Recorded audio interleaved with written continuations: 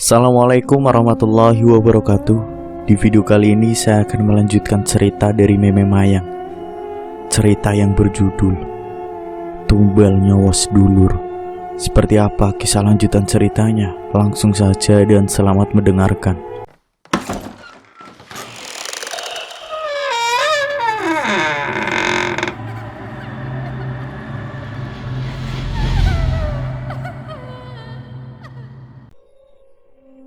Singkat cerita, bapak mama menjemputku. Pak Lek baru menceritakan segala kejadian yang kualami selama kurang lebih 20 hari di sini. Cukup dengan cerita Pak Lek. Mama semakin terburu-buru membawa aku pulang ke Madiun, meninggalkan Titik yang menangis saat ku tinggal pulang. Setelah menempuh beberapa jam perjalanan, kami tiba di Madiun. Mama masih menangis tak tentu arah. Dan ku dengar percakapan mama dan bapak saat itu. "Pak, coba undang Arif ke sini," kata mama. Arif itu merupakan warga desa kami yang mempunyai kemampuan sixth sense, indra keenam, bukan dukun atau kiai. Sore itu bapak langsung bergegas menemui Mas Arif, memintanya datang ke rumah. Mama khawatir jika terjadi hal di luar masuk akal padaku. Dengan beberapa kejadian yang kualami belakangan ini, demamku pun juga terlihat aneh. Sudah diminumi obat, tetapi tidak juga kunjung reda. Aku pun merasakan setiap kali mataku terpejam, seseorang memanggil-manggil namaku. Dan yang pasti itu bukan manusia. Aku menceritakan semuanya pada mama. Oleh karena itulah alasan Mas Arif dimintai tolong oleh bapak. Bukan berarti kami percaya kekuatan selain Allah Subhanahu wa Ta'ala. Cuman karena sakitku ini bukan sakit biasa, maka kedua orang tuaku berusaha dengan cara lain untuk menemukan obat untukku, karena obat medis sudah tidak mempan. Singkat cerita, Mas Arif datang dan langsung menemui yang saat itu aku masih terbujur lemas di kasur kecilku. Mas Arif langsung memegang tanganku, memejamkan matanya. Kemudian tangannya berpindah ke kepalaku. Masih memejamkan matanya, bapak dan mama terlihat was-was di ujung pintu. Kemudian Mas Arif meminta bapak untuk diambilkan gula batu berwarna putih dengan segelas air. Bapak pun mengambilkannya di dapur. Diberikannya bahan-bahan yang diminta Mas Arif dan dibacakan doa olehnya. Setelah Mas Arif selesai membacakan doa, aku pun disuruh meminum air itu. Setengahnya dipercik-percikkan ke sekujur tubuh badanku. Setelahnya, Mas Arif berbincang dengan kedua orang tuaku di depan pintu. Aku masih bisa mendengarnya dengan jelas. "Pak, ini kalau aman gak ada yang ikut," kata Mas Arif. "Tapi kenapa Mas demamnya gak turun-turun?" tanya mama. "Jadi begini Bu, kalau itu dari kecil paling dekat dengan kakeknya ya?" tanya Mas Arif. Kakek yang dimaksud di sini adalah kakek dari bapak. Kakekku di Madiun, ayah dari bapak. Karena bapak mama punya toko di kota, mengharuskan untuk tinggal di rumah bersama kakek nenek. Saat malam hari saja, aku bertemu kedua orang tuaku. Kakek nenek Madiunku sudah wafat saat aku masih berumur 5 tahun. Kakek meninggal lebih dulu dan nenek menyusul 6 bulan setelahnya. "Iya Mas Arif, deket banget gak pernah mau lepas cucu kesayangannya soalnya. Ada apa Mas emangnya?" jelas bapak. Mas Arif mengulas senyum di wajahnya. "Pantas Pak, kalau ini punya penjaga yang kuat. Kayaknya dikasih langsung turun-temurun dari kakeknya. Demamnya kalau ini ada sangkutannya dengan penjaganya itu selama kalau di Ngawi. Kalau kan mengalami beberapa kejadian tak kasat mata. Kalau sedikit bandel, anaknya terlalu penasaran. Banyak makhluk yang tertarik ganggu dia, sampai membuat penjaganya jaga dia terlalu ekstra. Kalau kedepannya akan terus kayak gini Pak, karena dia itu anaknya memang sudah bakat dari lahir, sensitif dengan hal-hal seperti itu. Dia akan terus gampang melihat hal-hal gaib. Ditambah dia punya penjaga yang ekstra ketat. Akan banyak makhluk dari dunia lain yang tidak menyukainya. namun enggan untuk mendekat atau melukai Galuh. Karena istilahnya apa ya, penjaganya itu udah berumur ratusan tahun, Pak. Turun-temurun dari silsilah keluarga Bapak. Jadi kedepannya saran saya, Galuh lebih diberikan pengertian tentang ini. Karena kalau dia terus-terusan penasaran dan mencoba mendekati mereka, Galuh akan gampang sakit kayak gini, Pak. Terang Mas Arif. Serasi sama dengan yang kualami. Padahal Bapak tidak menceritakan bahwa saat itu polaku melebihi detektif Conan. Mas Arif, sekalian saya mau tanya, Mas Arif bisa nggak lihat dari sini apa yang terjadi sama bulenya Galuh pas itu? Tanya Mama. Sedikit banyak saya tahu, Bu. Papar Mas Arif. Kenapa, Mas? Kenapa adik saya bisa makan hewan hidup-hidup? Tanya Mama dengan suara serak. Saya tidak tahu pastinya, Bu. Yang ikut adik ibu itu siapa dan dari mana asalnya. Tapi saya yakin ibu lebih tahu cerita ini. Yang perlu saya sampaikan hanya adik ibu saat ini jiwanya sudah menjadi jaminan makhluk itu. Adik ibu merelakan jiwanya sendiri buat melindungi anaknya. Seharusnya jin itu sudah berpindah ke anaknya saat usia dia 7 tahun dengan meminum darah dari anak itu.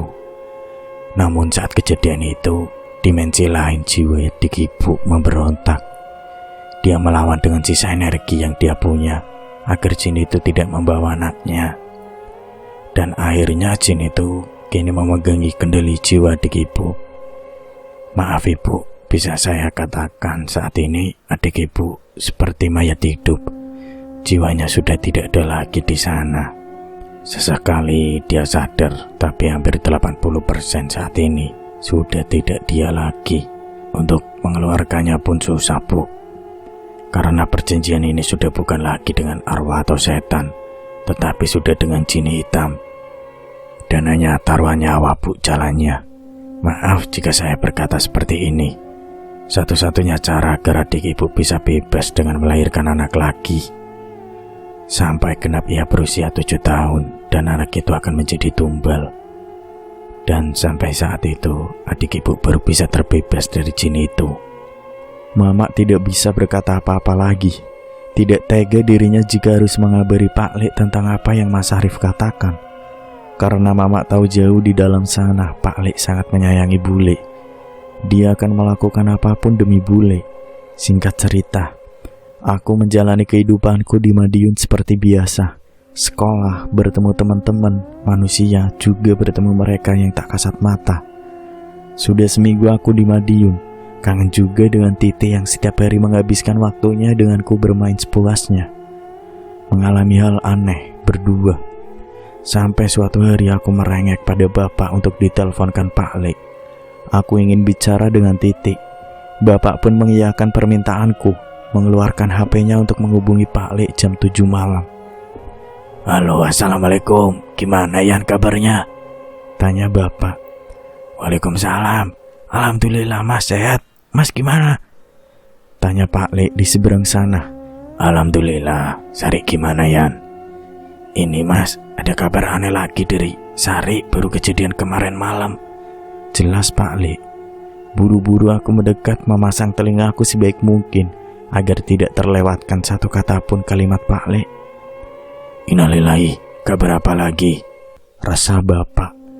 Mendengar Bapak berucap seperti itu, buru-buru Mama juga menghampiri Bapak untuk mendengarkan cerita Pak Lek. Jadi gini Mas, udah lama Sari itu gak bertingkah aneh-aneh. Udah sedikit banyak kembali kayak dulu lagi. Ya kan aku tenang Thomas, aku tinggal kerja. Aku tinggal cangkruk pas malam. Soalnya udah lama juga aku gak kumpul sama tetangga. Takut dikira apa-apa kan. Ya sudah, pas itu aku rencana nobar sama Pak Kasim di rumah Kasim lihat bola. Malam itu jam 8. Aku udah pamit Mbok, Sari sama Titi. Belum ada Mas. Aku tinggal 2 jam. Mbok nangis menghampiri aku di rumah Pak Kasim. Katanya aku disuruh pulang. Yowis aku pulang toh. Di perjalanan aku tanya, Mbok ada apa? karena mbok gak mau cerita pas di rumah Pak Kasim. Kata mbok Sari gak ada di rumah. Padahal tadi pamit buat tidur pas aku berangkat. Lah, aku tanya, emang ada pintu yang kubuka atau enggak? Kata mbok pintu samping ruang keluarga kebuka. Pas itu mbok sama Titik di dapur lagi buatin jeli kesukaan Titik. Terus mbok mau nawarin Sari ceritanya. Balik dia ke ruang keluarga, pintunya kebuka. Terus firasat mbok gak enak. Bener aja dicari Sari, di kamar gak ada. Dicari juga di sekeliling rumah gak ada. Ya wis mas, akhirnya aku minta tolong Pak Kamidi buat bantu cari Sari lagi. Aku cariin di Bunden, sungai, sampai ke rel kereta api tempat aku nemuin Sari dulu. Nihil mas. Akhirnya aku nemuin petunjuk, pas itu Sari pakai jaket. Aku nemuin jaket Sari jatuh di sekitar pasar. Dimana pasar itu jauh mas letaknya dari rumah. Udah mau deket ke jalan raya. Aku ada feeling, apa Sari ke jalan raya ya? Aku udah nangis mas itu. Udah gak sanggup bayangin kalau aku terjadi sesuatu sama Sari. Aku langsung naik motor sama Pak Kamidi ke jalan raya. Pas aku sampai sana, aku lihat segerombolan warga lagi liatin sesuatu di pinggir jalan. Aku udah keringat dingin. Aku takut Sari gak ada mas. Pak Lek menangis lagi belum selesai dia menceritakan. Sari kenapa Yan? Mama menginterupsi pembicaraan. Ternyata benar feelingku itu Sari mbak. Tapi alhamdulillah Sari gak kenapa-napa. Gak terluka sama sekali. Terus aku tanya ke bapak becak yang mangkal di sana. Dia tahu alurnya sampai dia yang nolongin Sari mbak. Kata bapak itu, bapak pas mau beli kopi di warung dekat jalanan sawah, dekat jalan raya itu. Bapak lihat ada cewek lari gak pakai sandal. Matanya melotot tapi senyum menyeringai. Tidak kedip sama sekali. Perasaan bapak pas itu udah mengatakan, ini anak pasti mau lari ke jalan raya. Mbok tahu sendiri itu jalur bis, jalur besar yang kendaraannya rame. Pas itu bapak beca itu udah bersiap mencegat Sari mbak. Tapi posisi bapak itu enggak sampai tangannya menangkap Sari. Akhirnya Sari lolos. Keluar dari gapura, Sari tiba-tiba diam, mematung, kemudian jalan meloncat seperti pocong dengan tangan sedekap. Mata melotot dan wajah yang menyeringai. Dia menyeberang ke tengah-tengah jalan, menyetop semua bus yang lewat dengan jari telunjuk yang menunjuk ke atas. Entah apa maksudnya. Akhirnya busnya berhenti mbak setelah ada anak remaja sepertinya dia indigo.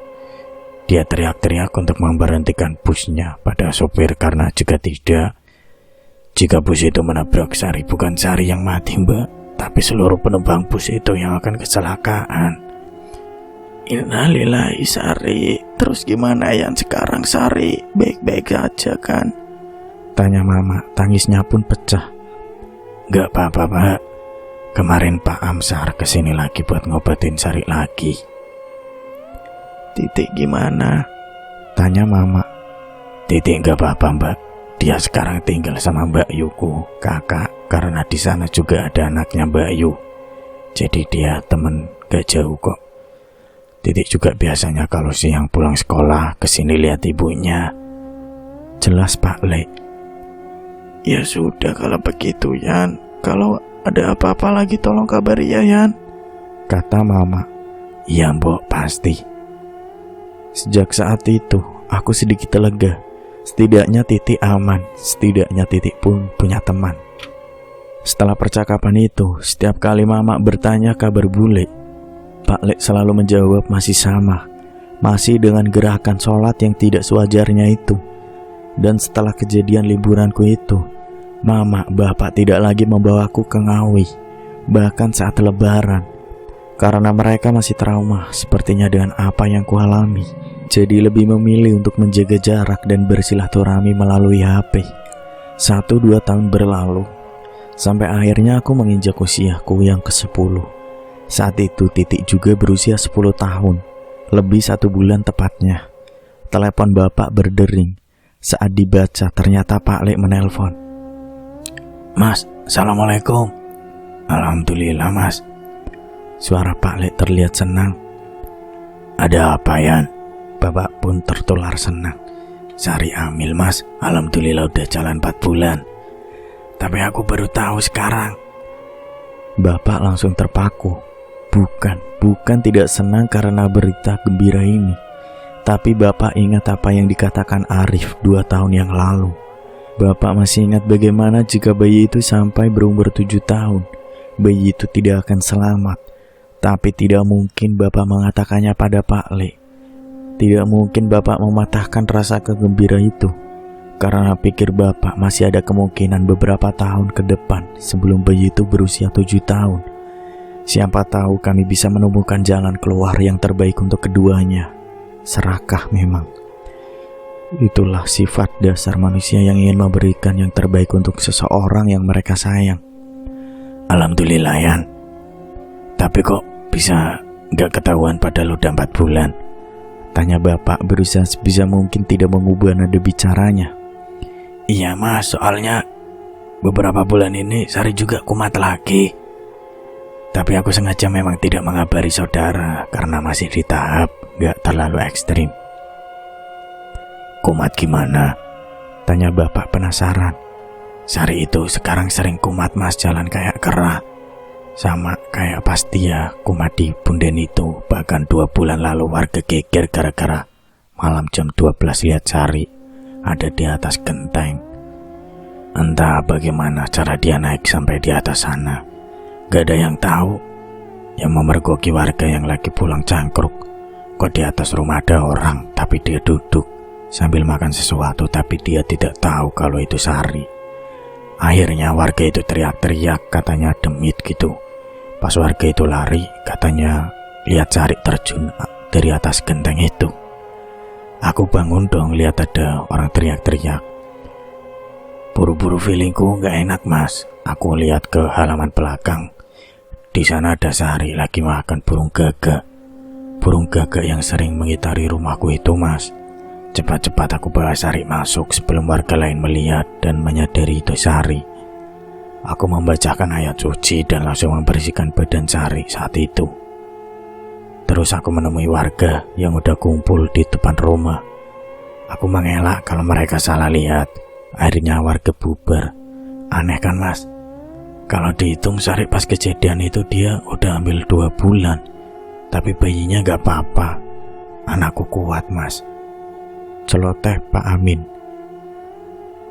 Batin Bapak mengamini semoga memang anak itu kuat menjaga dirinya sendiri, kuat untuk menghadapi kejamnya jin yang ada di tubuh ibunya. Bapak memberitahu Mama atas berita itu, dan Mama sama dengan Bapak memikirkan bagaimana nasib bayi itu selanjutnya. Namun Allah memang maha baik. 9 bulan sudah bayi itu berjuang di dalam perut ibunya. Di dalam perut ibunya yang bahkan jiwanya pun tidak diketahui masih utuh atau tidak. Anak itu berjuang sendirian, dengan keadaan bule yang susah sekali untuk makan selayaknya manusia. Dengan kondisi bule yang selalu memberontak jika dibawa ke rumah sakit. Alhasil Pak Le harus mendatangkan mantri, dokter desa ke rumah.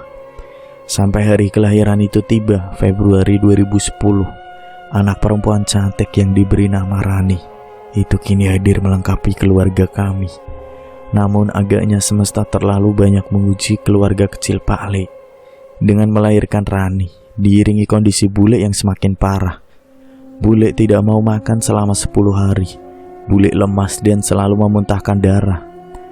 Pak Le sudah tidak sanggup dan membawa bule ke rumah sakit di Ngawi saat itu. 2 hari bule dirawat dan hasil pemeriksaan kini keluar. Bule menderita kanker usus besar stadium 4 beserta komplikasi sirosis hati. Malang nasib Pak Le melihat Rani berusia 10 hari yang bahkan belum merasakan air susu ibunya. Juga Titi yang masih membutuhkan ibunya untuk mendampinginya meraih cita-citanya. Juga Pak Le yang masih membutuhkan bule. Selalu dan akan selamanya membutuhkan bule. Bagaimanapun keadaan bule, hancur sudah saat itu Pak Le. Kami juga yang mendengar kabar tak kuasa menahan tangis. Dokter di rumah sakit Ngawi saat itu tidak bisa mengambil tindakan lebih jauh karena keterbatasan sarana prasarana Oleh karena itu bule harus dirujuk di salah satu rumah sakit besar di Madiun. Teror pun dimulai. Selama 1 bulan bule menjalani perawatan di rumah sakit itu. Aku juga bertemu bule kembali setelah 2 tahun tidak berjumpa. Saat itu tanpa banyak pikir, Pak Lek bergegas mengurusi permasalahan administrasi agar bule cepat dibawa ke rumah sakit Ngawi. Pak Lek ditemani oleh Budi, yang kebetulan rumah Budi tidak jauh dari rumah Pak Lek, hanya berbeda kecamatan saja. Pak Lek menitipkan bule pada Budi, yang saat itu Pak Lek bisa melihat dengan jelas ekspresi wajah Budi seperti gusar ditinggal berdua dengan bule dalam keadaan lorong yang sepi. Tidak ada orang yang lewat satupun. Padahal saat itu bule tidak sadarkan diri. Membuka mata pun tidak bisa. Bagaimana bisa Budi berpikiran bule bertingkah aneh lagi? Singkat cerita, Pak Lek berhasil mengurusi administrasi. Cepat-cepat Pak Lek menghampiri bule agar segera dibawa menuju ambulan. Namun saat berada di koridor, Pak Lek kaget melihat Budi yang ngos-ngosan. Ditanyalah Budi oleh bapak. Ada apa mbak? Kenapa ngos-ngosan? Tanya Pak Lek masih dengan sorot mata bergetar. Suara pun bergetar dan keringat menetes. Enggak apa-apa, jawab Budi yang sepertinya enggan menceritakannya saat itu. Ambulan bule pun datang. Bule dimasukkan ke dalamnya, ditemani Pak Lek dan Budi. Untuk kalian yang menanyakan Titik, Pak Lek masih belum tega untuk membawa Titik melihat kondisi ibunya. Titik dititipkan ke Mbak Ayu Pak Lek dan nenek di rumah. Saat perjalanan, Pak Lek dan Bule selalu merapalkan doa. Namun karena Pak Lek gelisah, Pak Lek mencoba untuk mengusir rasa gelisah itu dengan tengok kanan, tengok kiri, berusaha mencari pemandangan lain. Saat Pak Lek menengok ke depan, Pak Lek melihat sopir itu matanya melihat ke cermin spion dalam mobil. Sepertinya ia melihat sesuatu. Pak Lek sudah bisa menebak. Tidak sekali 2 kali supir itu melihat ke arah spion dalam itu. Apalagi sesekali supir itu melakukan pengereman mendadak seperti orang yang tidak fokus. Sudah pasti supir ini melihat sesuatu. Pak Lek yakin itu dan bertekad menanyainya saat nanti ambulan tiba di tempat tujuan.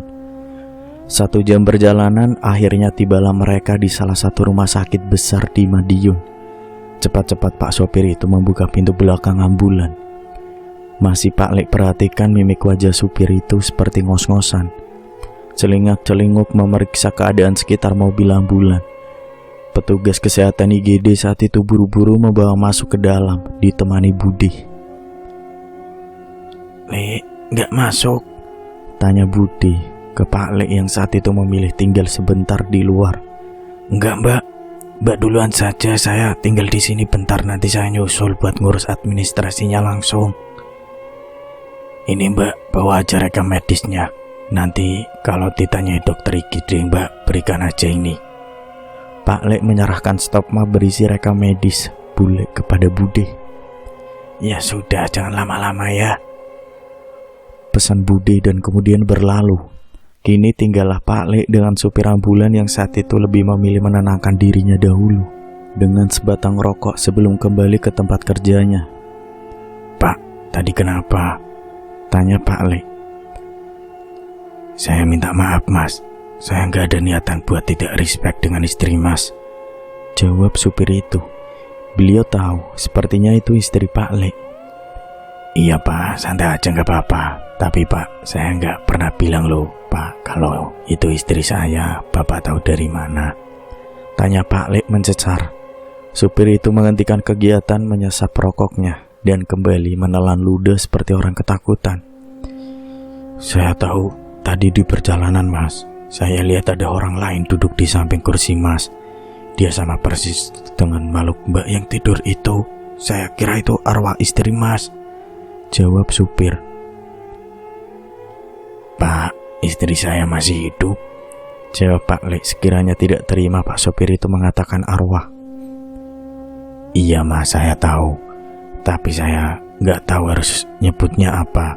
Tapi sosok itu sama persis sama istri mas. Dia nangis mas, ngerangkul mas terus. Saya dengar.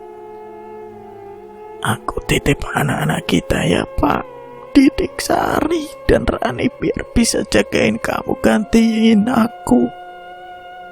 Maaf, aku gak bisa menuhin janjiku buat nemenin kamu. Aku udah gak kuat. Aku harus akhiri ini sendiri daripada aku membahayakan keluargaku. Pak yang sehat ya, jangan segan-segan untuk cari penggantiku. Anak-anak kita masih butuh sosok ibu. Begitupun kamu. Aku pamit ya, Pak. Gitu Mas katanya. Saya udah berusaha buat nahan gak nangis, makanya saya jadi gak fokus. Tadi turun cepat-cepat memeriksa apa istri Mas masih hidup, ternyata masih. Terus saya bingung kenapa pamit padahal masih ada. Tapi maaf Mas, jujur saya lihat sosok menyerupai istri Mas itu di lehernya ada seperti rantai Mas. Rantai itu menyala berwarna biru.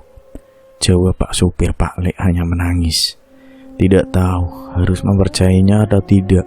Tapi dengan segala kejadian di luar nalar yang sudah ia alami bersama bule bertahun-tahun, rasa percayanya lebih besar terhadap pernyataan si supir meskipun batinnya hancur dan menolak pernyataan supir itu.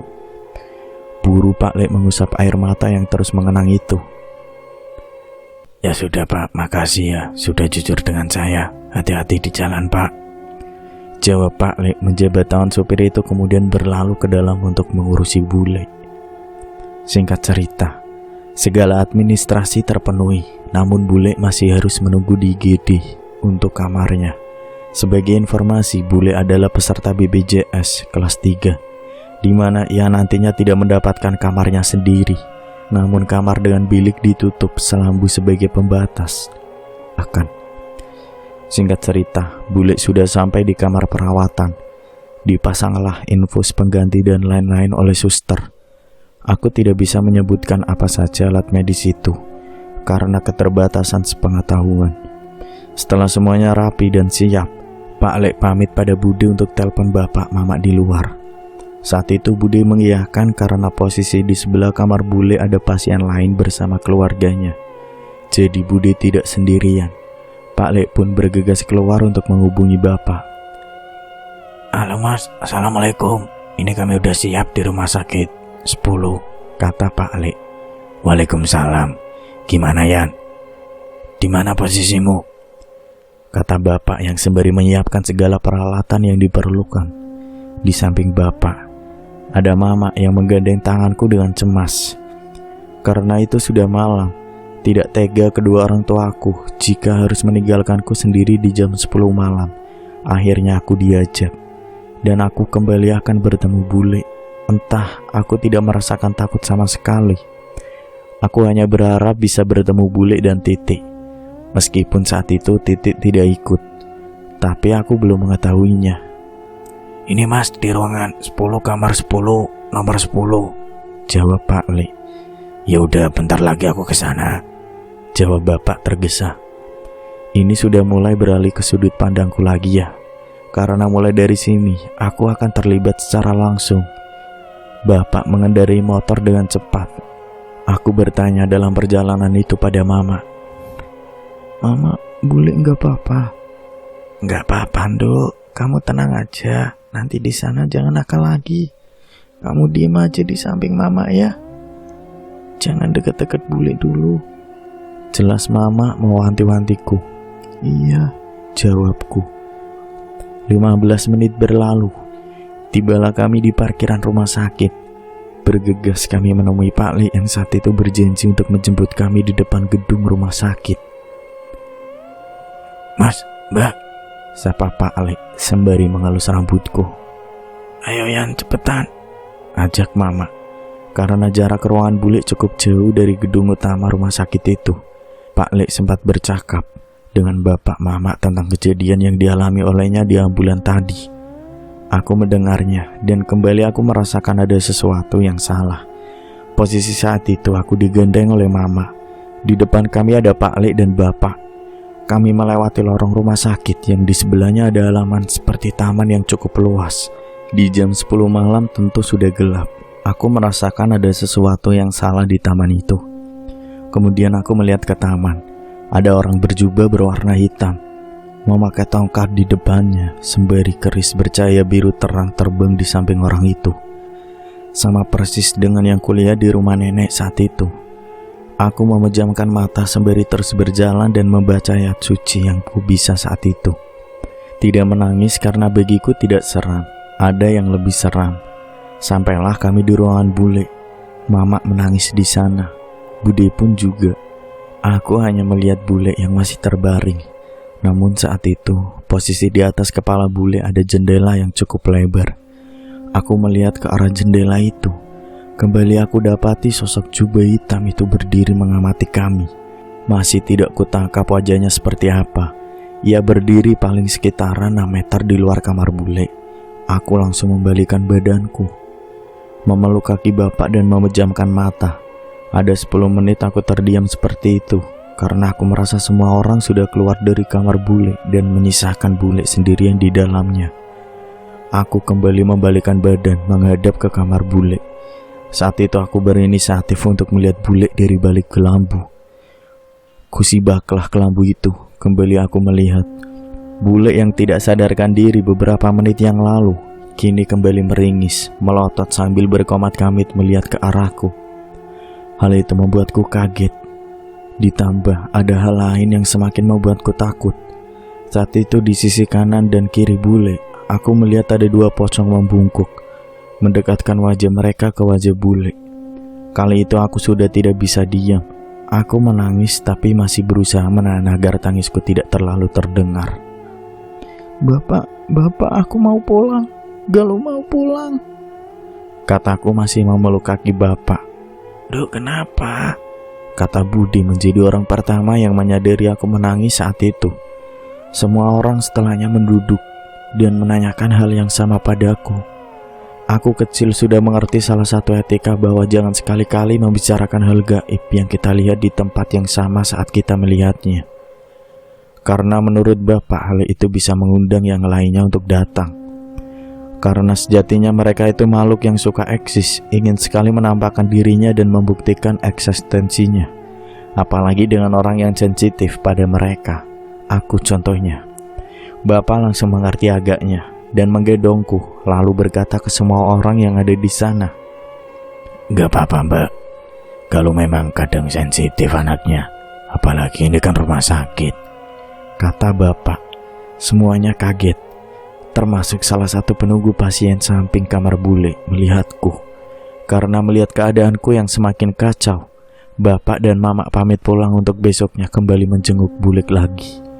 Singkat cerita, kami tiba di rumah. Bapak kemudian tanya padaku, aku lihat apa? Terus aku menceritakan semuanya pada bapak.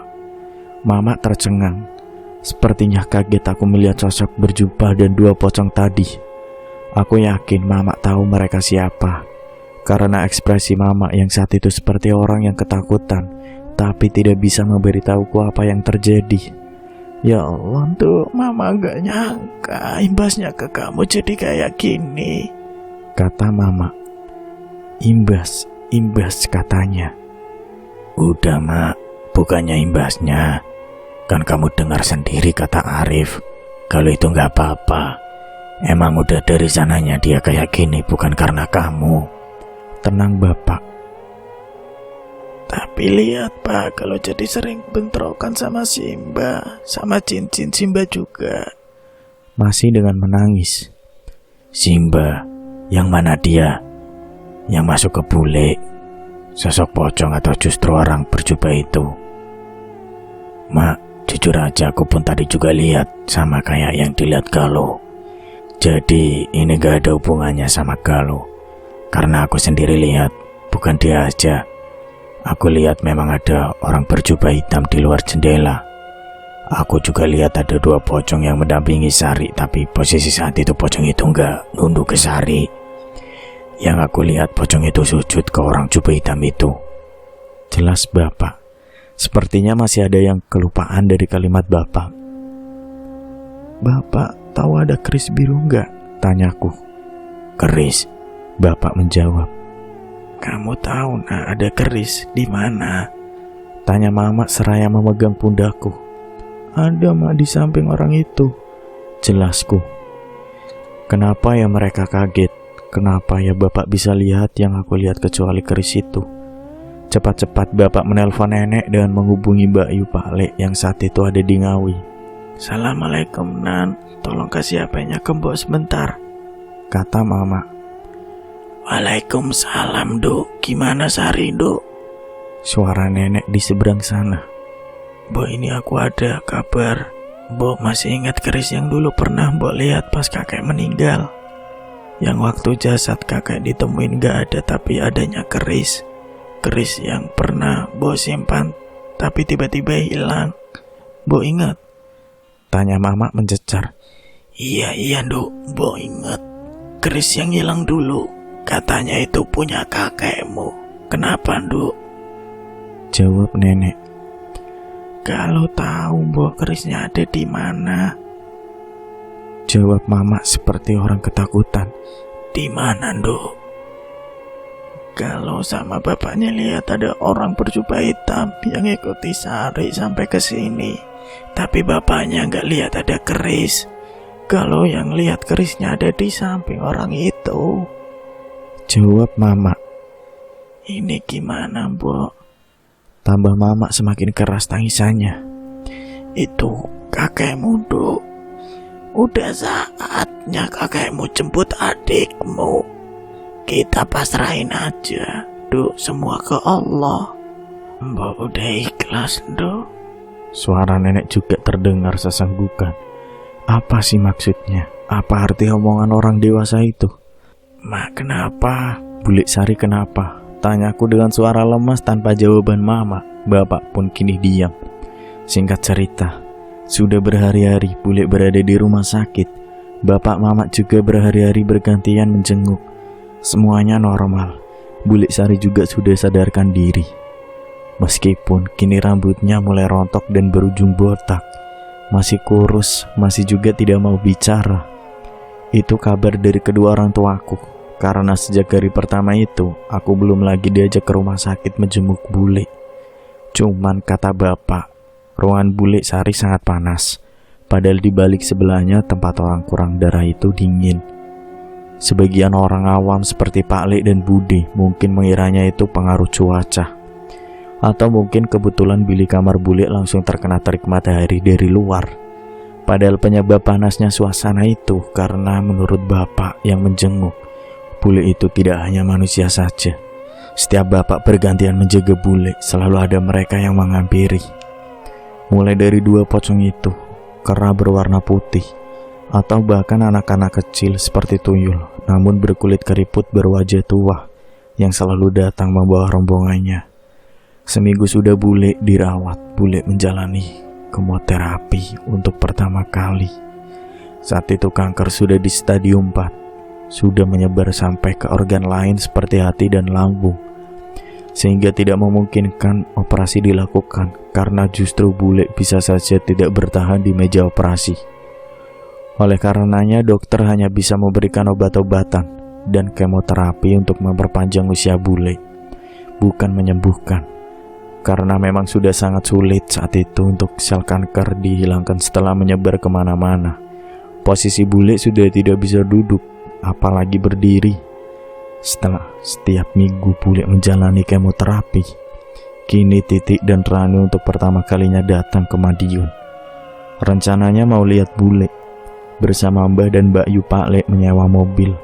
Tapi karena Rani masih bayi berusia kurang lebih 1 bulan, Rani tidak dibawa ke rumah sakit menurut mitos. Bayi rentan terkena sawan, penyakit gaib, jika diajak ke tempat-tempat umum, apalagi rumah sakit. Akhirnya mereka berhenti di rumahku, menitipkan Rani dan segala perlengkapan bayinya ke mama. Aku sangat senang saat itu bertemu Titik setelah 2 tahun kami tidak berjumpa. Titik, teriakku, menghampirinya turun dari mobil. Kalau ibuku kenapa? Dia masih nangis. Bulik kuat kok, insya Allah bisa sembuh, kamu yang sabar ya. Jawabku tak terasa semua orang menangis saat itu. Melihat bayi berumur 1 bulan yang harus menerima fakta bahwa ibunya berjuang melawan ajal. Juga anak berumur 10 tahun yang selalu bertanya di mana ibunya. Kenapa ibunya? Bude, Titik gak mau ibu ninggalin Titik. Titik sayang ibu. Ibu bisa sembuhkan Bude? Tanya Titik pada mama. Bisa nak, bisa. Titik berdoa terus ya nak sama Allah, biar ibu diberi kesembuhan oleh Allah ya nak. Jawab mama masih menangis memeluk Titik. Singkat cerita, kedatangan keluarga Ngawi itu menandakan bule sudah 3 minggu berada di rumah sakit. Karena memang sudah lama bagiku tidak menjenguk bule, aku pun ikut bersama bapak, nenek, Titik, dan Mbak Yu Pak Le. Saat itu sore jam 5 kami berangkat dari rumah. Tibalah kami di rumah sakit itu. Aku bergandengan dengan Titik menuju bungsal bule. Lagi, aku melihat orang berjubah itu dengan keris. Kali ini ia berada di ujung bangsal kamar bule. Sesampainya di bangsal, Titik memeluk bule. Menangis tak tentu. Bule pun sama, tidak bisa menggerakkan badannya. Namun air mata keluar dari sudut matanya. Aku hanya melihatnya dari kejauhan di samping bapak. Kembali aku melirik orang berjubah itu. Kini sudah tidak ada. Namun kini aku bergantian melihat di tubuh bule penuh dengan belatung. Darah segar yang menetes dari seluruh badan bule. Juga sosok berambut panjang dengan kaki kurus sangat panjang. Badan pendek, wajah kecil, tapi dia memiliki tanduk. Ia melangkahi dan menunduki bule memakan perut bule. Benar, memakannya layaknya burung pemakan bangkai. Ada lagi, makhluk dengan mulut seperti bebek bergigi tajam, tidak memiliki mata, berbadan manusia menyesap darah bule. Tentu saja semua itu gaib. Tidak semua orang bisa melihatnya, dan pada kenyataannya apa yang aku lihat tidak ada. Namun bapak sepertinya bisa paham. Bapak menutup mataku. Aku menangis, bapak pun juga. Kami tahu, bule hanya menghitung hari lagi. Tubuhku bergetar, tapi aku dan bapak memilih dia menunduk. Singkat cerita, karena Titik juga masih sekolah, keluarga Ngawi tidak lama menjenguk bule. Mereka pulang ke Ngawi setelahnya. Tinggallah Pak Le di rumah sakit. Saat itu bapak dan mama ada keperluan usaha yang tidak bisa ditinggal, sehingga sudah 5 hari tidak menjenguk bule. Malam itu menunjukkan pukul 2 dini hari. Bapak menerima telepon dari Pak Le. Aku pun yang mendengarnya ikut bangun. Karena posisi saat itu kami bertiga tidur bersama di depan TV. Assalamualaikum mas. Mas, Sari mas. Jawab Pak Le menangis. Waalaikumsalam. Kenapa Yan? Jawab bapak terperanjat. Sari hilang mas. Jawab Pak Le masih menangis. Loh, di mana kok bisa? Iya mas, aku tadi tinggal Sari sebentar ke toilet. Pas aku balik udah gak ada. Tinggal infusnya saja sama bercak darah bekas copotan infus. Ini aku udah minta tolong suster juga buat bantu cari, karena posisi tadi ruang juga susternya gak ada orang. Jadi gak ada yang tahu Sari kemana. Ini di bangsal Sari kamar juga keisi 4 orang saja. Banyak yang kosong. Ini aku masih di jalan mas ke ruang CCTV sama susternya. Jawab Pak Le. Iya Yan, kamu sabar tenang. Aku kesana sekarang. Jawab bapak meninggalkanku dengan mama di rumah. Kami pun menunggu bapak pulang di rumah dengan perasaan cemas tentunya. Azan subuh berkumandang. Terdengar juga motor bapak di depan rumah. Kami langsung menghampiri bapak. Kami melihat bapak dengan wajah pucat dan seperti orang kebingungan. Pak, gimana pak? Tanya mama. Sari udah gak masuk akal mak. Padahal kata Yanto sebelum dia tinggal ke toilet, Sari masih dalam keadaan gak bisa apa-apa. Tapi tiba-tiba hilang, dicariin oleh penjaga rumah sakit sama suster ke ruang CCTV dan area sekitar bangsal. Ketika akhirnya mutusin buat lihat CCTV, Sari jalan ke kamar bayi. Di sana ada susternya, tapi susternya ketiduran sehingga tidak tahu Sari masuk. Pas kami lihat di CCTV, kami menemukan orang botak. Itu Sari gendong satu bayi. Dia jilati bayi itu mak. Sekujur tubuh bayi itu sambil tersenyum, mata melotot dan berkomat kamit. Aku langsung ke sana sama Yanto pas kita ke sana. Posisi bayi udah dikembalikan, tapi Sariknya masih berdiri memandangi bayi itu terus. Anehnya, Mak, sekarang justru Sarik kelihatan sehat. Dia bisa duduk, bahkan bisa jalan lagi. Jelas Bapak. Hal itu membuat Mama kaget tentunya. Sejak saat itu aku tidak boleh lagi ikut ke rumah sakit. Setelah kejadian itu, Pak Lek selalu menginfokan kejadian aneh dengan bule di rumah sakit pada Mama Bapak. Pernah sehari setelah kejadian itu, bule setiap malam selalu menghampiri pasien-pasien di bangsal itu. Menurut pengakuan dari pasien atau keluarganya ke Pak Lek, bule menghampiri mereka hanya memandangi, melotot, menyeringai, dan berkomat kamit. Sama seperti yang ku dengar, mantra Jawa kuno dan hanya kata ceng celeleng celeleng yang bisa mereka tangkap dengan indera mereka. Setiap malam sampai 3 hari berturut-turut seperti itu. Untuk jamnya tidak pasti karena bule selalu seperti mengelabui Pak Lek. Bule melakukannya saat Pak Lek tertidur atau saat ke toilet. Masuklah di penghujung minggu keempat. Kejadian aneh kembali terulang menurut Pak Lek saat sudah malam. Pak Lek lelah melanjutkan tidur. Tapi tiba-tiba Pak Lek terkejut dengan suara suster yang mencari kantong darah untuk pasien yang berada di rak yang ia bawa kini lenyap, tidak tahu kemana. Dan Pak Lek kaget saat itu, bule tidak ada di kasurnya. Buru-buru Pak Lek mencari bule. Saat itu Pak Lek tidak memerlukan bantuan, karena ternyata bule meninggalkan jejak. Di minggu terakhir, bule selalu meneteskan air liar. Saat itu Pak Lek melihat di lantai ada semacam lendir yang mengarah ke toilet. Saat itulah feeling Pak Lek berkata itu bule. Pak Lek menuju ke toilet, benar saja. Di dalam sana bule duduk menaiki kloset duduk, meminum kantong darah itu dengan beringas. Untuk menghilangkan jejak, Pak Lek masuk ke toilet, menenangkan bule, membacakan ayat suci. Bule kembali tenang tapi masih seperti orang kosong. Buru-buru Pak Lek membersihkan badan bule dan kembali ke ruangan. Namun tingkah bule tetap terekam CCTV. Suster itu melacaknya dan usaha Pak Lek menghilangkan bukti kini sia-sia. Sementara itu, satu ruangan takut dengan bule, bahkan ada yang meminta untuk pindah ruangan. Ada pula yang tega hatinya untuk memulangkan saja bule. Suster-suster di sana pun saat mengecek tensi bule, mengganti infus bule dan lain-lain, selalu memasang wajah takut. Padahal setelah kejadian itu, kondisi bule semakin hari semakin turun. Hingga pada suatu malam di hari ke-34 bule di rumah sakit, bule bisa bicara. Bule menggenggam tangan Pak Lek dan mengatakan pesan.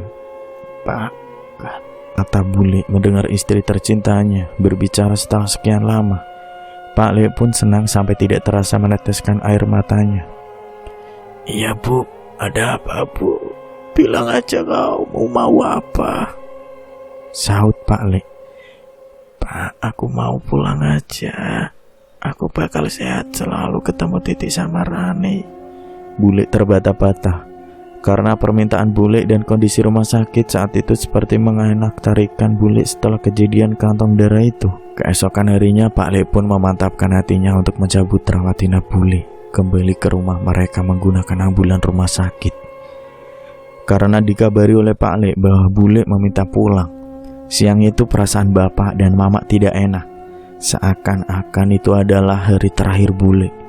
Akhirnya kami pun memutuskan untuk ke Ngawi. Sesampainya di sana, kami melihat keluarga kami sudah berkumpul. Hanya keluarga dan seseorang kakek tua yang aku tidak tahu itu siapa. Menurut mama, itu adalah orang pintar yang dulu memberikan kalung jimat pada Titik. Ada Titik dan Rani juga. Ada bule di tengahnya. Pas kami masuk, kami mendapati kakek itu berada di atas bule. Saat kami tiba, semua sudah menangis. Saat itu bule berpesan pada Pak Lek yang terus-terusan menangis. "Pak, nitip anak-anak ya. Jaga mereka sebagaimana kamu jaga aku selama ini. Pak, maaf ya. Maaf belum bisa tepatin janjiku sama kamu buat terus ada. Maaf belum bisa jadi istri dan ibu yang baik. Pak, udah cukup usahamu buat aku. Simpan uangmu buat kebutuhan anak-anak, buat susu Rani, buat biaya sekolah Titik. Pak, aku pamit ya. ikhlasin aku ya Pak. Jangan segan-segan cari penggantiku karena kamu masih muda. Anak-anak butuh penggantiku. Masih dengan terbata-bata dan air mata yang menggenangi wajah kedua pasang jiwa itu. Anehnya bule seperti tidak lepas. Bule ingin melepas semuanya tapi seperti ada sesuatu yang menahan. Kakek itu kemudian menyuruh bapak untuk mengambil kambing yang sudah disiapkan sebelumnya. Kambing jantan hitam. Setelahnya kakek itu memanterai kambing itu. Kambing itu berteriak tak tentu, begitupun bule.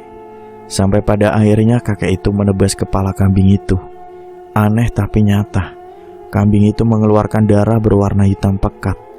Dan saat kepala kambing itu menyentuh tanah, bule mengebuskan nafas terakhirnya. Pecahlah tangis seluruh keluarga. Antara sedih bule meninggalkan kami dan lega setidaknya cukup untuk bule selama lebih dari 25 tahun mengalami kejadian ini. Keluarga pun segera mengurus pemakaman bule. Menurut adat Ngawi, yang boleh memandikan jenazah bule hanya Bude dan Mama, yaitu saudara perempuan dan ibu kandung. Karena saat itu nenek shock dan pingsan. Begitupun Tete, akhirnya Mama yang memandikan bule. Menurut penuturan Mama, saat memandikan jenazah bule, tubuh bule menyusut, seakan-akan mau menghilang, dan itu terbukti. Saat mengafaninya pun, kafan sudah diukur tapi ternyata masih kebesaran. Jasad bule menyusut. Singkat cerita, kami mengurus semua keperluan bule dari pemakaman sampai selamatan ke-40 hari. Dan di saat itu ganti nenek yang jatuh sakit. Saat itu hari ke-40 bule. Titik masih terguncang dan sering sekali menangis. Pak Lek yang masih berusaha tegar untuk menguatkan anak-anaknya. Meskipun aku tahu jauh di dalam hati, Pak Lek sosok nomor satu yang paling kehilangan bule. Nenek juga sedikit demi sedikit pulih meskipun kadang seperti orang bingung melihat fakta anak bungsunya pergi mendahulinya. Begitupun Mama dan Bude yang kehilangan adiknya, kini mulai tegar kembali. Malam hari pun tiba. Sudah biasa lagi seorang nenek-nenek yang selalu ribet di dapur. Ada saja yang ia kerjakan. Saat itu nenek sedang membuat bubur malam-malam. Tidak seperti biasanya.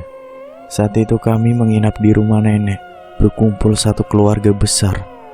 Mama pun mendengar jam 11 malam nenek masih ada di dapur. Mama menghampirinya. Niat hati mau diberitahu untuk segera tidur saja, lanjutkan pekerjaan besok. Semua orang sudah tidur, tapi aku masih bangun saat itu. Mengikuti Mama ke dapur, niat hati mau ambil air karena haus.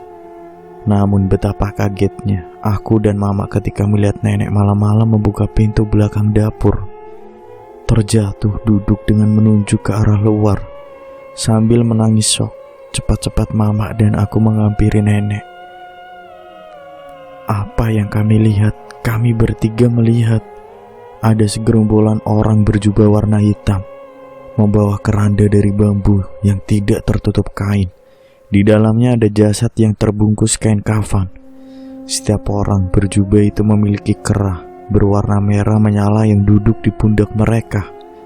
Dan di belakang barisan orang berjubah itu, kami melihat segerombolan pocong mengikutinya dengan meloncat. Pelan tapi pasti. Dan kejadian yang paling menakutkan ialah barisan paling depan ada sosok jubah hitam. Sosok itu lebih pendek dibandingkan dengan yang membawa keranda. Sosok itu memegang keris bercahaya biru. Sosok itu menatap kami dan menodongkan keris itu kepada kami seperti orang yang mengancam. Rombongan itu menuju pohon beringin tua dan kemudian menghilang. Seketika sosok itu menghilang, tubuh nenek kaku. Mama lemas dan aku pun lari memanggil bapak dan yang lain. Saat itu, semua orang terbangun dan membawa tubuh nenek yang kaku itu ke dalam kamar nenek. Mama masih syok dan lemas. Tubuh nenek tidak bisa digerakkan, hanya mulut dan matanya saja yang bisa bergerak. Saat aku menangis di samping nenek, dengan budi nenek berkata padaku, "Bule sarimu, oga salah nduk. Bule sarimu kejupuk sukmone karo jiniku margo ilmu saka mbah buyutmu sing urung sempurna tapi wis ditinggal sedo."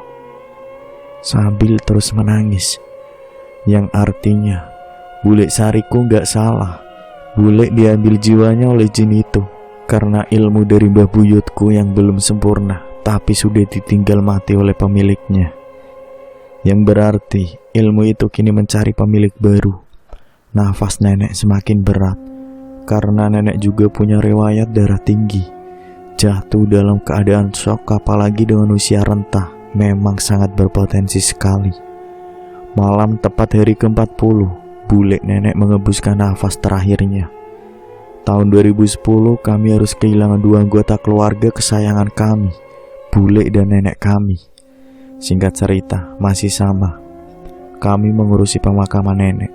Bude dan mama yang memandikan. Mama mengamati apakah jasad nenek menyusut seperti bule. Ternyata tidak. Jasad nenek normal. Kami juga bertahan di rumah itu selama 40 hari. Kami harus menemani Titi yang kehilangan 2 orang terdekat masa kecilnya sebelum ada Rani. Karena saat Titi kecil, Pak Lek sibuk bekerja dan pulang larut sore. Sehingga Titi selalu di rumah bersama bule dan nenek. Tidak bisa kubayangkan bagaimana perasaan Titi saat itu. Tidak ada teman yang mau bermain dengannya. Dan kini 2 orang tersayangnya pergi dalam waktu yang hampir bersamaan. Setelah 40 hari berlalu, Pak Lek memutuskan untuk kerja di luar kota, sembari menyegarkan pikiran agar tidak selalu merindukan bule. Titi dan Rani dititipkan ke Mbak Yu Pak Lek untuk diasuh oleh mereka. Karena Pak Lek tidak mau jika anak mereka jauh dari ibunya. Padahal Mama sudah meminta bagaimana jika Rani dan Titi ikut kami ke Madiun.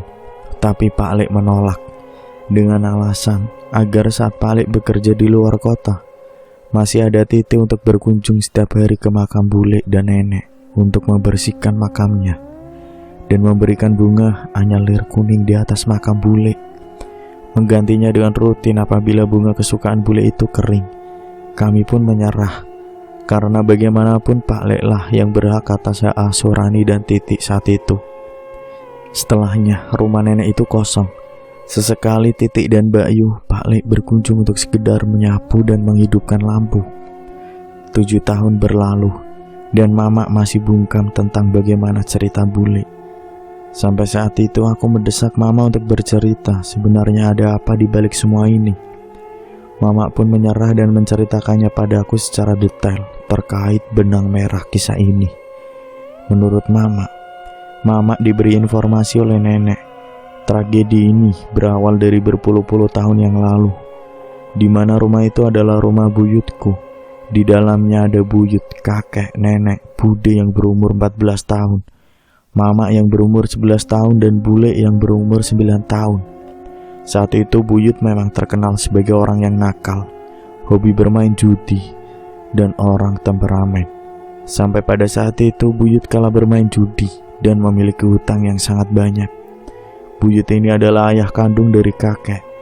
Dalam kondisi terpuruk, buyut justru pergi dari rumah dan bertapa di pohon beringin belakang rumah. Di samping pohon beringin itu dulunya ada gua kecil, yang sekelilingnya terdapat sungai kecil. Disitulah buyut bertapa untuk memperdalam ilmunya. Karena saat itu buyut banyak musuh. Buyut memperdalam ilmu kekebalan, yaitu rawa rontek. Ilmu yang diyakini masyarakat Jawa sebagai ilmu hitam dengan tingkat kesaktian sangat tinggi, yang membuat penggunanya tidak akan mati meskipun kepalanya terpisah dari badannya, kecuali satu. Pengguna itu bisa mati apabila kepalanya tidak menyentuh tanah, alias digantung di atas pohon. Tidak hanya itu, buyut juga membekali dirinya dengan ilmu pesugihan popok wewe. Ilmu pesugihan yang diyakini bekerja sama dengan wewe gombel, dengan tumbal berupa nyawa anggota keluarga. Tapi tidak dengan buyut. Saat itu ia melakukannya dengan wewe. Ia melakukan perjanjian dengan jin, sehingga harga yang harus dibayarkan pun kian bertambah. Jika wewe meminta tumbal salah satu anggota keluarga, jin ini meminta tumbal seluruh anggota keluarga yang berumur 7 tahun. Untuk menjadi inangnya jika suatu saat buyut meninggal. Buyut melakukan persyaratannya dengan bertapa selama 40 hari dan berpuasa selama 40 hari. Juga saat di tengah-tengah 40 hari, yaitu hari ke-20 di jam 12 malam, Buyut harus menyerahkan tumbal pertamanya berupa kepala laki-laki yang memiliki anak berusia 7 tahun, serta masih terikat hubungan keluarga. Usut punya usut, keluarga Yaya adalah kerabat jauh kami, dan masih memiliki benang merah kekeluargaan. Malam itu, sangat kebetulan, Buyut memergoki Papa Yaya yang pulang melewati kebun tela. Saat itu, Buyut sudah melihat itu dari balik tembok anyaman di rumah. Namun nenek diam karena bagaimanapun itu mertuanya. Dia juga tidak berani jika harus menentang. Keesokan harinya, Papa Yaya ditemukan tanpa kepala. Saat itu polisi sudah terlibat, dan memang karena ini melibatkan dunia supranatural. Jejak Buyut tidak ditemukan. Aneh tapi nyata. Hanya nenek satu-satunya saksi mata saat itu. Tapi nenek tidak berani membuka mulut. Sampai suatu ketika, kepala Papa Yaya saja tidak cukup. Jin itu meminta untuk diberikan tumbal lebih, yaitu kepala anak berusia 7 tahun. Akhirnya, 10 hari setelah kejadian kematian tragis Papa Yaya itu, Mama Yaya ditemukan meninggal di dalam rumahnya dengan kondisi mata melotot dan badan kaku. Begitupun Yaya, jejak pembunuh juga tidak ditemukan. Semua syarat itu kini telah terpenuhi, dan tinggal menghitung hari ilmu Buyut sempurna. Tapi anehnya, nenek dan kakek hanya tahu di hari pertama Buyut melakukan tanpa di gua itu. Selebihnya mereka tidak mengetahui bahwa Buyut ada di sana seakan-akan tertutup gerbang gaib. Padahal Buyut ada di sana. Saat di hari ke-35, sejak kepergian Buyut dari rumah, kakek mencari Buyut ke gua itu. Betapa terkejutnya kakek ketika mendapati adanya jenglot dan keris di goa, bukan Buyut. Dan menurut ilmu rawa rontek, jasad penggunanya jika mati akan menyusut menjadi jenglot. Diyakini nenek saat itu Buyut tidak kuat. Buyut wafat ketika ia melakukan tapa saat ilmunya belum sempurna. Dan setelahnya, kakek menyimpan keris itu, namun naas kakek jatuh sakit. Sama seperti nenek, kakek merasa saat malam hari melihat iring-iringan menuju ke pohon beringin. Seketika tubuhnya kaku. Hanya beberapa bulan setelahnya kakek meninggal. Setelah kakek meninggal, jin itu diyakini kini mencari inang lagi. Tapi saat itu tidak ada di keluarga kami yang berumur 7 tahun. Paling muda adalah bule yang berumur menuju 10 tahun, kurang beberapa hari. Saat itu malam hari jam 12 malam, Mama menjadi saksi kisah hidup bule yang baru. Bule tiba-tiba berteriak kesakitan dalam tidurnya. Padahal sebelumnya bule sehat setelah main dengan Mama. Bule berteriak sampai sekitar jam 3 pagi. Saat azan subuh, bule tiba-tiba diam. Namun dengan mata yang terbuka dan melotot, bule seperti itu sampai 3 hari. Tanpa makan dan minum. Karena ada keanehan, nenek mendatangkan orang pintar yang sama dengan pemberi jimat titik. Orang pintar itu bilang bahwa ia tidak bisa mengatasi bule, karena sosok yang merasuki tubuh bule adalah sosok jin yang sudah melakukan perjanjian dengan Buyut. Sosok jin yang membantu Buyut melakukan pesugihan dan memperdalam ilmu rawa rontek. Itu sudah bukan ranahnya lagi untuk menyembuhkan. Saat itu orang pintar itu berpesan agar bule dibawa ke daerah Gunung Kidul. Sempat waktu itu nenek membawanya bersama dengan ayah Pak Kamidi. Saat tiba di sana, orang dijumpai nenek itu bilang bahwa jin ini tidak bisa dikeluarkan. Ada 3 cara mengeluarkannya jika memang harus. Yang pertama, jin akan keluar sendiri apabila ia menemukan inang yang sesuai dengan persyaratan, yaitu anak berusia 7 tahun. Yang kedua, jin akan keluar dan dapat dimusnahkan dengan keris yang dipakai oleh Buyut. Tapi keris itu menghilang entah kemana. Orang itu mengatakan, hanya orang dengan kemampuan khusus yang bisa melihatnya. Orang dengan kesaktian tinggi untuk menarik keris. Atau anak yang jiwanya masih bersih dan memiliki bakat alami dari lahir. Namun resiko jika memilih jalan kedua ini adalah bule harus mati. Karena untuk menghilangkan jin harus menghilangkan nyawa bule juga. Cara yang ketiga, jin itu akan hilang dengan sendirinya bersama dengan hilangnya nyawa bule saat ajal dari Yang Maha Kuasa menjemput. Meskipun dengan resiko akan menghadirkan beberapa penyakit baik medis maupun tidak di tubuh bule, karena jin itu akan merusak tubuh dan jiwa bule seiring berjalannya waktu. Dan cara ketiga adalah cara yang dipilih bule untuk tidak melukai siapapun.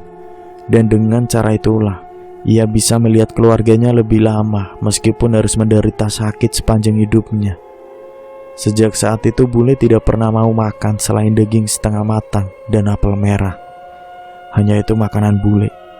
Bule juga sering melakukan sholat tidak sesuai dengan ajaran agama, sembari merapalkan mantra yang diyakini itu adalah rapalan rawa rontek. Tidak hanya keluarga kami saja, keluarga Mbah Sarmi dan Bu Didit samping rumah nenek juga harus kehilangan anggota keluarganya. Karena merasa syok melihat iringan-iringan keranda itu, entah apa maknanya. Dan di tahun usia 7 titik, jin itu memaksa untuk berpindah ke tubuh titik. Namun bule menahan, entah bagaimana cara ia menahannya. Karena Pak Le telah memberi jimat, titik sempat terluka. Karena usiaku terpaut 1 bulan dengan titik, menjelang usiaku yang ke-7 pun aku juga mengalami gangguan. Namun karena Mama sudah mengerti cerita ini jauh sebelum aku lahir, Mama sudah memberikan aku perlindungan dengan mengatakan kepada kakekku yang memintanya untuk memberikan perlindungan lebih. Oleh karenanya, aku bisa selamat meskipun tidak dapat kupungkiri di usiaku yang ke-6 menjelang 7 itu. Aku sempat sakit tak kunjung sembuh juga. Itulah yang dimaksud Mama sebagai imbas. Karena aku yang seharusnya menjadi inang para penjagaku sehingga jin-jin itu tidak bisa menyentuhku. Oleh karenanya, mengapa aku selalu terlibat? Mengapa aku selalu diberikan penampakan yang lebih sering? Karena memang mereka tidak menyukaiku. Karena Mama sudah membentengiku terlebih dahulu. Mereka membenci padaku tapi tidak bisa menyentuhku. Sekian akhir cerita ini. Hikmah yang kita bisa pelajari bersama, jangan sekali-kali kita melakukan perjanjian dengan jin. Karena dalam agama kita punya Tuhan untuk kita sembah dan Maha Besar, yang pasti akan mengabulkan doa hambanya jika memang kita bersungguh-sungguh dalam meminta. Sekian, terima kasih. Wassalamualaikum warahmatullahi wabarakatuh.